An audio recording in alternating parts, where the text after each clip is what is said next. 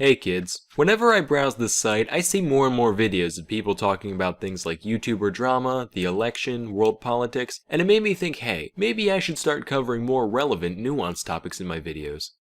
Anyway, let's talk about chickens. So the story of the chicken begins a long time ago in Southeast Asia. Now, this area had a ton of bamboo growing all over the place. And the thing about bamboo is, it follows a very specific life cycle, where once every 50 years or so, every bamboo plant in a given region will blossom at the exact same time. Then, shortly after, they litter the whole area with these little seeds known as bamboo rice, or as I call them, bambinos. These pellets get planted, the current bamboo dies out, and the cycle starts over. Now, enter the ancestor of the domesticated chicken, known as the red jungle fowl. The jungle fowl lived in the same area as the bamboo, and, as you can imagine, they got a lot of benefit out of being literally knee-deep in food once every half-century. So much so that evolution basically said, alright, when food supplies go up, I want you to just start pumping out babies like there's no tomorrow. That way, we can take as much advantage of each bloom as possible. As a result, the chicken population became synchronized with the bamboo, shooting up during blooms and dwindling in between. Then humans showed up and they saw this pattern, and they said, wow, how bamboozling.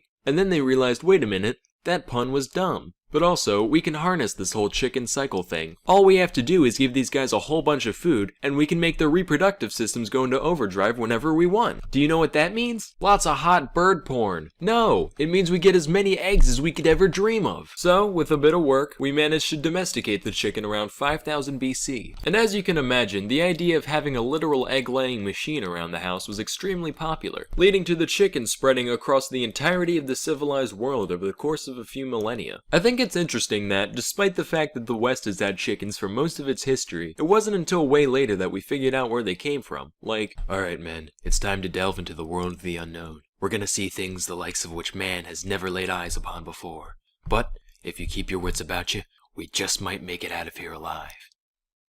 Hey, is this yours? No? Weird. What the hell? Of course, having a constantly supercharged uterus is not without its drawbacks. After all, the chicken essentially goes through its entire menstrual cycle every day. So next time your girlfriend's complaining about how bad her period is, get her a box of chocolates and be generally attentive to her needs. You prick. Anyway, one thing with chickens and most other egg-laying critters is that they only have one hole in their pelvic region, which is called a cloaca, I think. Or cloaca.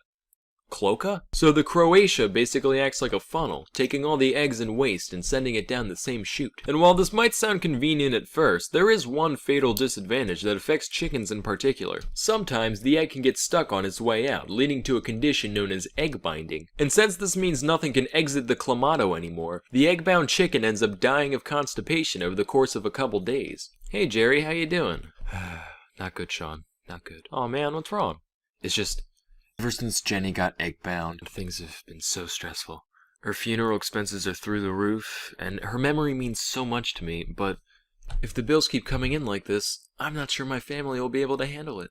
Well, hey man, you know what they say, don't put all your eggs in one casket. Let's just hope she doesn't get egg-zoomed. I'm sorry. Don't ever contact me or my kids ever again. I understand. Anyway, that's all for today. Till next time, I'm Sam Manella, and thank you for watching.